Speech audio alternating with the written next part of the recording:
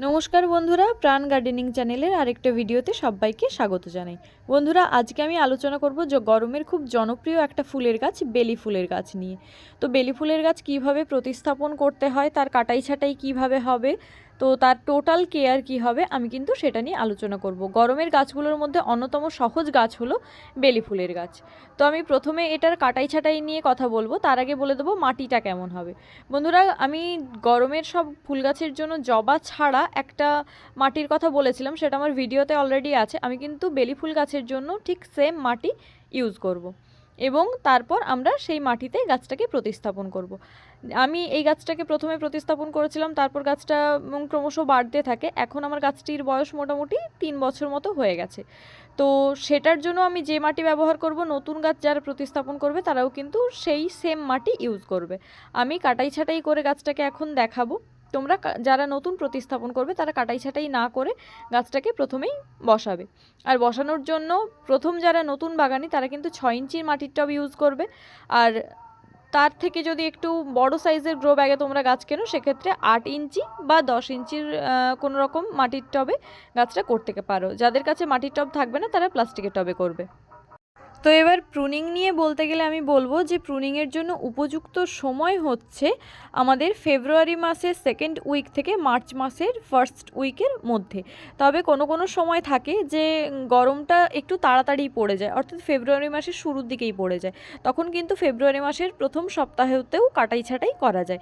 এটা হচ্ছে হার্ড প্রুনিংয়ের উপযুক্ত সময়। তবে সফট প্রুনিং কিন্তু একদম শীতের আগে পর্যন্ত সারা বছর ধরেই করা যায়। তো চলো হার্ড প্রুনিং নিয়ে আলোচনা করি। তো বেলি ফুল গাছটা আমাদের কাটতে শিখতে হবে, যে এমনভাবে কাটতে হবে যেন টবের মধ্যে ফিগারটা থাকে, দেখতেও সুন্দর লাগে, অথচ গাছটায় ভরে আমরা যেন ফুল পাই। তো যারা নিচে প্রতিস্থাপন করো তারা জানো এটা হয়তো একদম একতলা বাড়ির ছাদ বা আরও বেশি পরিমাণে লম্বা হয়ে যায়, টবের মধ্যে আমাদের অতটা লম্বা হতে দিলে চলবে না। তো আমরা চেষ্টা করব, আমার এটা 3 বছরের পুরনো গাছ, তাই চেষ্টা করবো এই হাতের 1 হাত মতো যে দূরত্বটা থাকে সেই দূরত্বটা রেখে বাকিটা কেটে দিতে। যারা টবের মধ্যে করবে তারা এই কনফিগারেশনটাও দিতে পারো, তারা কিন্তু এইভাবে ডালগুলোকে ধরে একসাথে একটা তারের সাহায্যে ধরে বেঁধে দিতে পারো এবং তারপর এরকম একটা উচ্চতা থেকে কেটে দিতে পারো। ফলে যে ফুলগুলো হবে সেগুলো গাছের একদম ওপরের প্রান্তের দিকে ফুল হবে নতুন শাখাতে এবং দেখতে খুব সুন্দর লাগবে।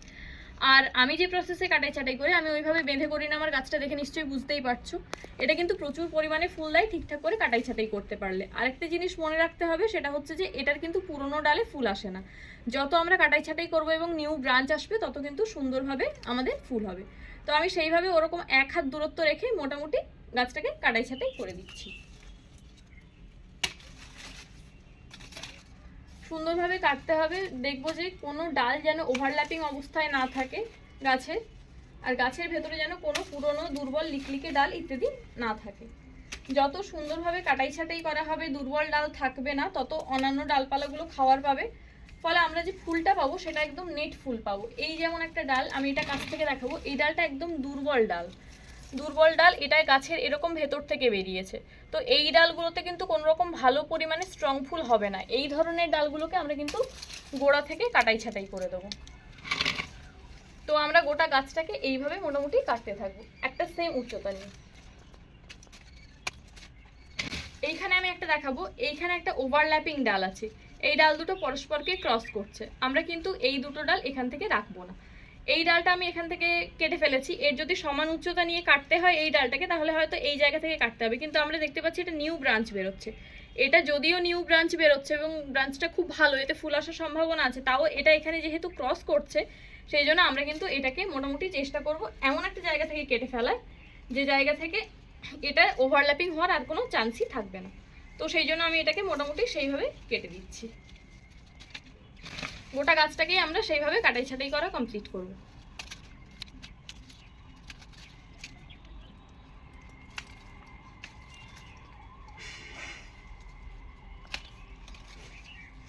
বেশিরভাগ সময় আমরা দেখবো যে ব্রাউনিশ টাইপের যে ডাল আছে, এরকম কালার হয়ে গেছে, সেই ডালগুলো আগে কেটে ফেলার। সবসময় চেষ্টা করবো যেগুলো এই ধরনের ব্রাউন কালার হয়ে গেছে ব্রাঞ্চগুলোতে, সেই ব্রাঞ্চগুলো কেটে বাদ দেওয়ার।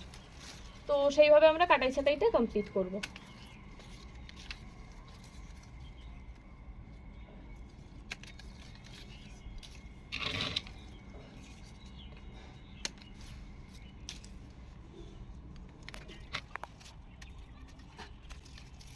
গাছের মধ্যে যদি কোনো শুকনো ব্রাঞ্চ থাকে সেগুলো কিন্তু আমাদের কেটে বাদ দিয়ে দিতে হবে। যেমন এই ব্রাঞ্চটা পুরোপুরি শুকিয়ে গেছে, এটাও কিন্তু আমরা কেটে বাদ দিয়ে দেবো।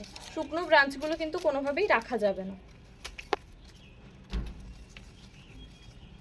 এই যে ডালটা, এটা কিন্তু গাছের ভেতরের দিকে চলে এসছে, এই ব্রাঞ্চটা থেকে বেরিয়ে কিন্তু গাছের ভেতরের দিকে এসছে।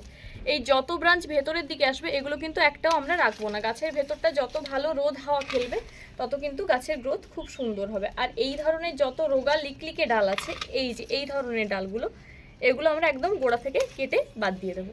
এগুলো কোনোভাবেই রাখা যাবে না।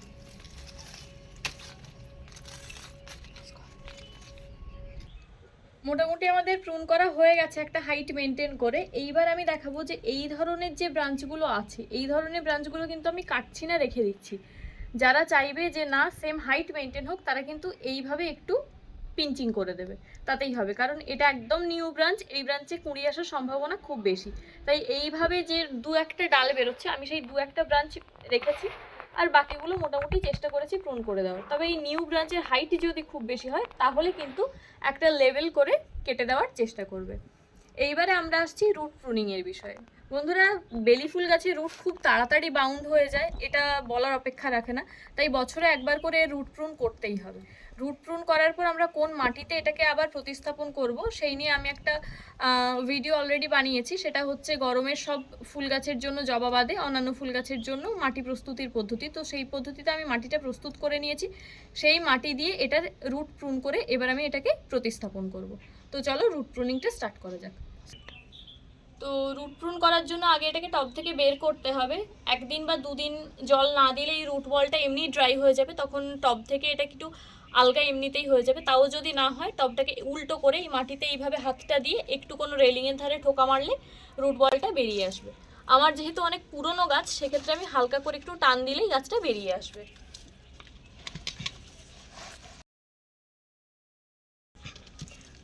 তো এই টান দেওয়ার পর আমার এইভাবে গাছটা বেরিয়ে এসছে, আর রুটটা দেখো ঠিক কী পরিমাণে বাউন্ড হয়েছে।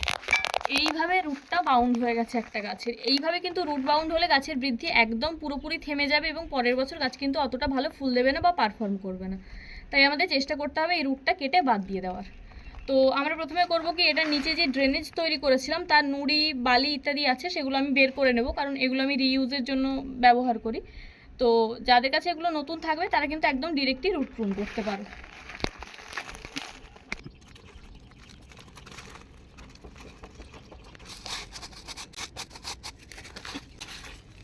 এবার রুটটা আমরা প্রুন করব। রুট বলটা রেখে মোটামুটি চেষ্টা করব বেশিরভাগ রুটটাই বাদ দিয়ে দেওয়ার। মোটামুটি 20% রাখবো, বাকিটা আমরা কিন্তু বাদ দিয়ে দেবো।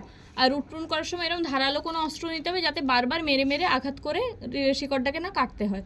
তবে রুট যদি বেশি বাউন্ড হয়ে যায়, সেক্ষেত্রে ধারালো অস্ত্রকেও বোধহয় বারবার ইউজ করতে হতে পারে।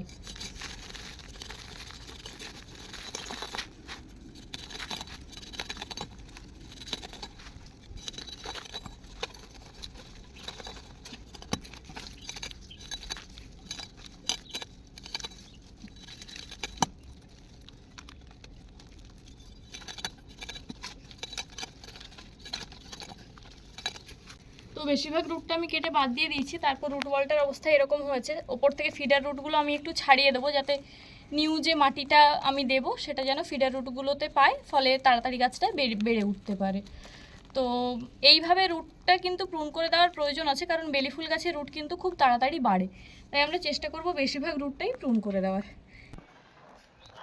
তো টবের মধ্যে আমি মোটামুটি ড্রেনেজ তৈরি করে মাটি দিয়ে নিয়েছি। ড্রেনেজ কিভাবে তৈরি করতে হয় তা আমি আমার আগে একটা ভিডিওতে শেয়ার করেছি, কেউ যদি দেখতে চাও সেটা আমার চ্যানেল ভিজিট করে একবার দেখতে পারো। তো সেই মাটিটা দিয়ে আমি একটু চেপে চেপে রেখেছি। তো তারপর আমি গাছটা সোজা করে বসিয়ে দেখে নেব যে গাছটা সোজাভাবে বসলো কিনা, এবং তারপর আমি মাটিটা দিয়ে নেব। এক্ষেত্রে আমি বলবো যে আমি এক্ষেত্রে 12 ইঞ্চির টব নিয়েছি, কারণ আমার এর আগের গাছটাও 12 ইঞ্চির টবে ছিল। তবে বেলি ফুলের গাছ কিন্তু 6 ইঞ্চি টব থেকেই খুব সুন্দরভাবে করা যায়, এবং খুব সুন্দর একটা বনসাই আকারেরও শেপ নিতে পারে। তো সেই জায়গায় যাদের গাছ যেরকম টবে থাকবে তারা কিন্তু সেই অনুযায়ী প্রতিস্থাপন করবে। যেমন যাদের গাছ 6 ইঞ্চি টবে থাকবে, তারা কিন্তু পরে 8 ইঞ্চি বা 10 ইঞ্চি বা 12 ইঞ্চিতে রিপোর্ট করতে পারো। আর যাদের 12 ইঞ্চিতে থাকবে তারা 12 ইঞ্চিতেও রিপোর্ট করতে পারো, তার থেকে বড় কোনো জায়গায় রিপোর্ট করতে পারো। তো এইভাবে তোমরা রিপোর্টের যে প্রসিডিওরটা আছে সেটা বুঝে নেবে যে তোমাদের টবের সাথে বা গাছের সাথে কোন সাইজের টবের ফিগারটা ঠিকঠাক মেনটেন হয়। তো সেইভাবে তোমরা কিন্তু রিপোর্ট করবে। তবে এমন করো না যে আমার হয়তো টবের গাছটা 6 ইঞ্চি টবে ছিল, আমি পরে সেটাকে একদম ডিরেক্ট 18 ইঞ্চি টবে দিয়ে দিলাম। সেক্ষেত্রে কিন্তু রুটটা পচে যাওয়ার চান্স খুব বেশি থাকে এবং গাছটা নষ্ট হয়ে যেতে পারে। আমরা কিছুটা বড় সাইজের টবে এটাকে রিপোর্ট করতে পারি আগের থেকে, অথবা সেম সাইজের টবেও আমরা রিপোর্ট করতে পারি। তো এইভাবে মাটিটা দেওয়ার পর চেপে চেপে দেবো যাতে ভেতরে কোনোভাবে এয়ার গ্যাপ না থাকে। আর যেভাবে আমাদের রুট বলটা ছিল তার সেম লেয়ারে আমরা কিন্তু মাটিটা দেবো।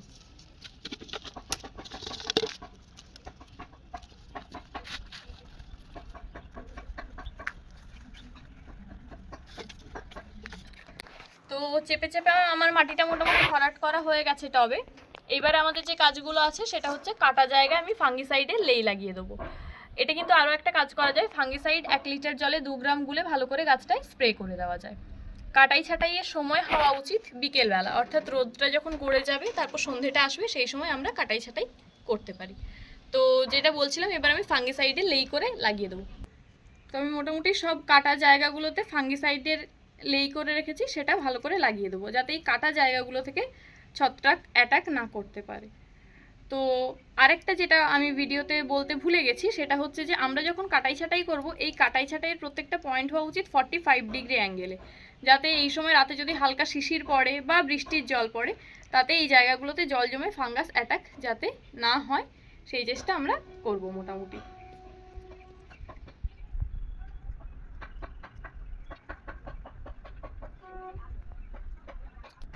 তো ফাঙ্গিসাইড মোটামুটি লাগানো হয়ে গেছে গোটা গাছটায়। এবার আমরা গাছটায় জল দিয়ে দেবো। যেহেতু রুট প্রুন করা হয়েছে তাই জল দেওয়ার জন্য আমি এক্ষেত্রে 1 লিটার জলে 2 গ্রাম মতো সাফ ফাঙ্গিসাইড গুলে নিয়েছি। তোমাদের কাছে সাফ না থাকলে অন্য যে ধরনের ফাঙ্গিসাইড থাকবে সেই ধরনেরই ফাঙ্গিসাইড জলের মধ্যে গুলে নেবে, দিয়ে সেই জলটা দেবে। যেহেতু রুট প্রুন করা হয়েছে তাই এক্ষেত্রে নর্মাল জল না দেওয়াই ভালো, সেক্ষেত্রে ফাঙ্গাস অ্যাটাকের যে চান্স থাকে সেটা অনেকটা এড়ানো যায়। তো সেইভাবে আমরা কিন্তু ভরপুর জল দিয়ে দেবো এবং লক্ষ্য রাখবো যাতে জলটা টবের তলার ড্রেনেজ দিয়ে বেরিয়ে যায়। এবং এরপর থেকে যখন জল দেব তখন কিন্তু ময়েশ্চার বুঝে দেখে জল দেব যে গাছের জল প্রয়োজন আছে কি না। এ তো গেল প্রুনিংয়ের বিষয়। এরপর আসছি যে গাছটাকে রাখবো কোথায়। বন্ধুরা, যেহেতু হার্ড প্রুন করা হয়েছে, হার্ড প্রুন করার পর আমরা কিন্তু গাছটাকে 5 থেকে 6 দিন একদম শেডের তলায় রাখবো এবং তারপর 2 থেকে 3 দিন সেমি শেডে নিয়ে এসে রাখবো। তারপর কিন্তু গাছটাকে ফুল সানলাইটে বের করে দেবো। যারা নতুন গাছ প্রতিস্থাপন করবে তারা প্রতিস্থাপনের পর 1 থেকে 2 দিন একটু সেমি শেডে রেখে তারপর ফুল সানলাইটে গাছটাকে বের করে দেবে।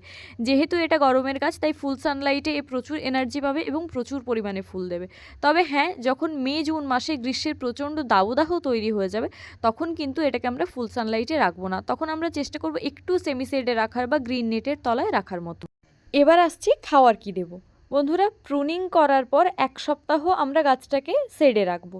তারপর কিন্তু গাছটাকে বের করে আমরা চেষ্টা করব যাদের কাছে হিউমিক অ্যাসিড থাকবে তারা 1 লিটার জলে 1 ml বা গ্র্যানুয়ালস থাকলে 1 গ্রাম হিউমিক অ্যাসিড গোলা জল গাছের গোড়ায় দিতে, কারণ হিউমিক অ্যাসিডের প্রভাবে গাছ কিন্তু খুব তাড়াতাড়ি তার রুট ছাড়তে স্টার্ট করে।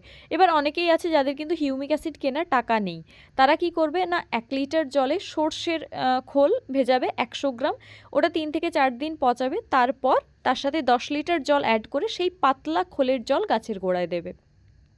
যাদের কাছে এনপিকে 12-61-0 থাকবে তারা কিন্তু 12-61-0 জলের মধ্যে 1 গ্রাম গুলে 1 লিটার জলের মধ্যে সেই জলটাকেও গাছের গোড়ায় খুব সুন্দরভাবে দিতে পারো। যেহেতু এতে ফসফেটের পরিমাণটা একটু বেশি থাকে তাই রুট প্রুনিংয়ের পর গাছটা কিন্তু খুব তাড়াতাড়ি রুট সঞ্চালন করে বেড়ে উঠতে পারে এবং গাছের ভেজিটেটিভ গ্রোথ স্টার্ট হয়।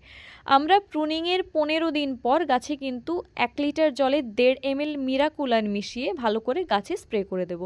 যেহেতু মিরাকুলান একটা ভালো গ্রোথ হরমোন, এটা কিন্তু গাছের গ্রোথ আনতে খুব ভালো হেল্প করে।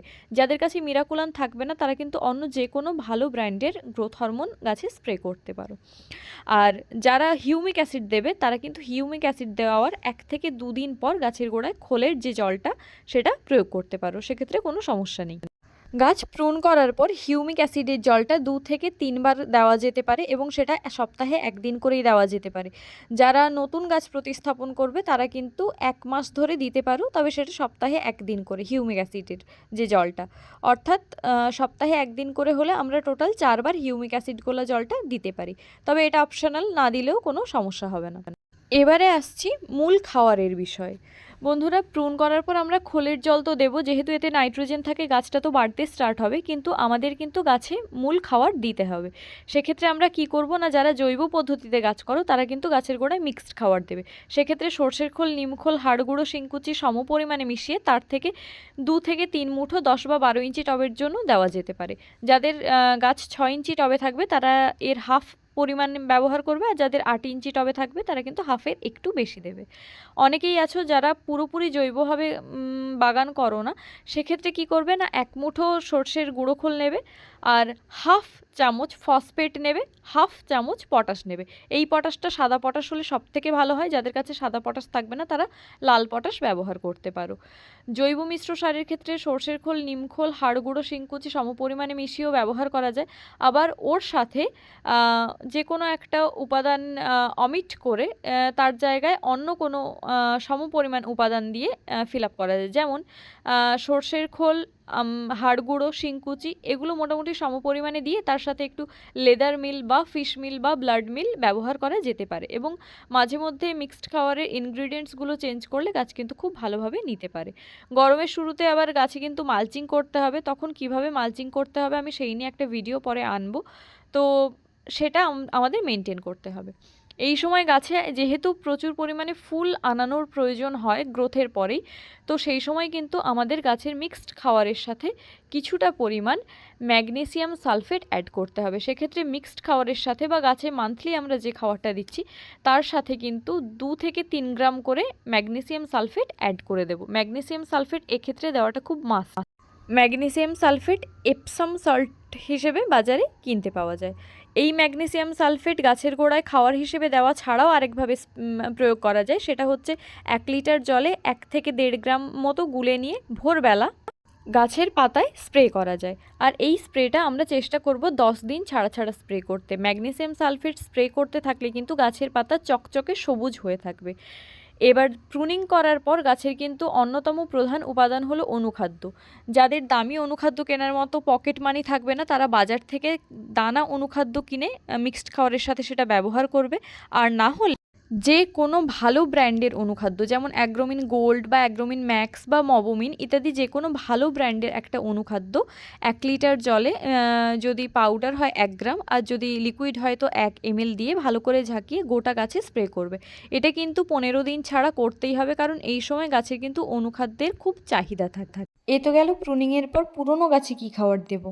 এবার আসছি যারা নতুন গাছ প্রতিস্থাপন করেছো তারা গাছকে কি ফিডিং করাবে, অর্থাৎ গাছের গোড়ায় কি খাবার দেবে সেই আলোচনা। নতুন গাছের ক্ষেত্রে যারা জৈব পদ্ধতিতে খাবার দেবে তারা 2 চামচ সর্ষের গুঁড়ো খোল, 1 চামচ নিমখোল, 2 চামচ হাড় গুঁড়ো এবং 1 চামচ শিংকুচি একসাথে মেশাবে, মিশিয়ে 10 বা 12 ইঞ্চি টবের জন্য এই গোটাটা দিয়ে দেবে। যাদের কাছে নিমখোল থাকবে না তারা কিন্তু অমিট করতে পারো, কিন্তু জৈব খাবার দিনের দিন প্রয়োগ করতে করতে টবের মাটিতে অনেক সময় নিমাটোডের আক্রমণ হয়, অনেক পিঁপড়ে দেখা যায়, তাই আমরা নিমখোলটা ব্যবহার করে থাকি। এটা কিন্তু নাও দিতে পারো। আবার কারো কাছে যদি ব্লাড মিল থাকে তারা কিন্তু 1 চামচ ব্লাড মিলও অ্যাড করতে পারো। এই যতগুলো উপাদানের কথা বললাম এতে কিন্তু পটাশ সেইভাবে নেই, তাই এর সাথে 2 চামচ কলার খোসার গুঁড়ো অথবা পরিমাণ মতো বায়ো পটাশ আমরা ব্যবহার করতে পারি। এছাড়াও যাদের কাছে কলার খোসার গুঁড়ো বা বায়ো পটাশ থাকবে না তারা কিন্তু সাদা পটাশ অর্থাৎ সালফেট অফ পটাশ তারা কিন্তু ছোট আইসক্রিম চামচের 2 চামচ দিতে পারো। এবং এই গোটা উপাদানগুলো আমি যেটা বললাম এটা কিন্তু 10 বা 12 ইঞ্চি টবের জন্য দিতে হবে। টব যদি 6 ইঞ্চির হয় তাহলে পরিমাণটা এর হাফ করে নিতে হবে, এবং টব যদি 8 ইঞ্চির হয় তাহলে হাফের একটু বেশি দিতে হবে। এবার যাদের কাছে এতটা জৈব খাবার দেওয়ার মতো পকেট মানি নেই তারা কি করবে, জৈব রাসায়নিক মিশিয়েই নিশ্চয়ই দেবে।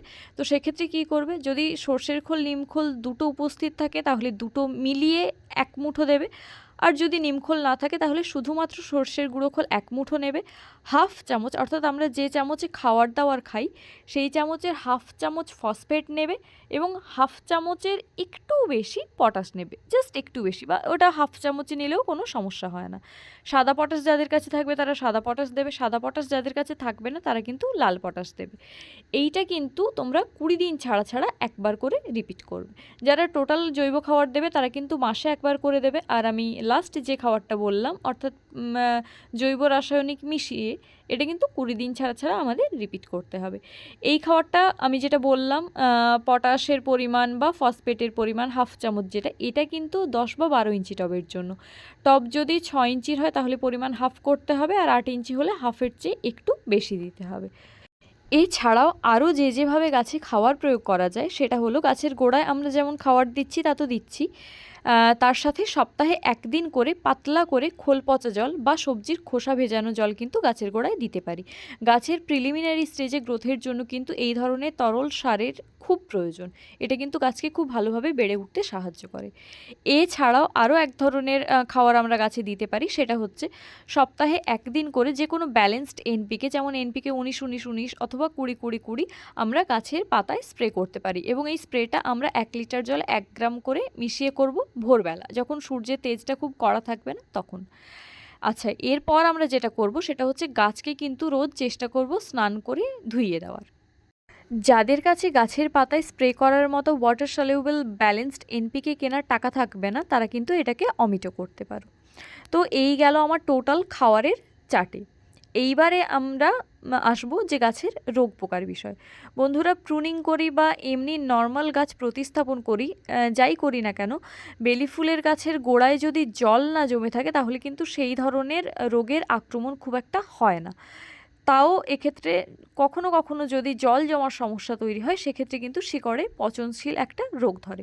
তাই সেক্ষেত্রে আমরা চেষ্টা করব 15 দিন ছাড়া যে কোনো একটা ভালো মানের ফাঙ্গিসাইড 1 লিটার জলে 2 গ্রাম করে মিশিয়ে ভালো করে ঝাঁকিয়ে বিকেলবেলা স্প্রে করে দিতে। আমি এক্ষেত্রে সাফ ফাঙ্গিসাইড ব্যবহার করি এবং তাতেই আমার কোনো রকম গাছে কোনো সমস্যা আজ পর্যন্ত আসেনি। তবে অনেকের বেলি ফুলের গাছের ক্ষেত্রে আমি দেখেছি পচনশীল রোগ আসে, সেক্ষেত্রে সাফের পরিবর্তে আমরা একটু ভালো ধরনের কোনো ফাঙ্গিসাইড যেমন ব্যাভিস্টিন বা রেডোমিল গোল্ড ইত্যাদি কিছু ব্যবহার করব। না হলে সাধারণ ক্ষেত্রে আমরা সাফ, ম্যানসার, রেডোমিল গোল্ড, ব্যাভিস্টিন যে কোনো ফাঙ্গিসাইড 1 লিটার জলে 2 গ্রাম মতো করে মিশিয়ে 15 দিন ছাড়া ছাড়া স্প্রে করব। এইবারে আসছি গাছের রোগ পোকার বিষয়ে। বন্ধুরা, আমি আমার বেলি ফুলের গাছের সবথেকে বেশি পরিমাণে পোকার যে উপদ্রবটা লক্ষ্য করেছি সেটা হচ্ছে একটা ল্যাদা পোকার আক্রমণ।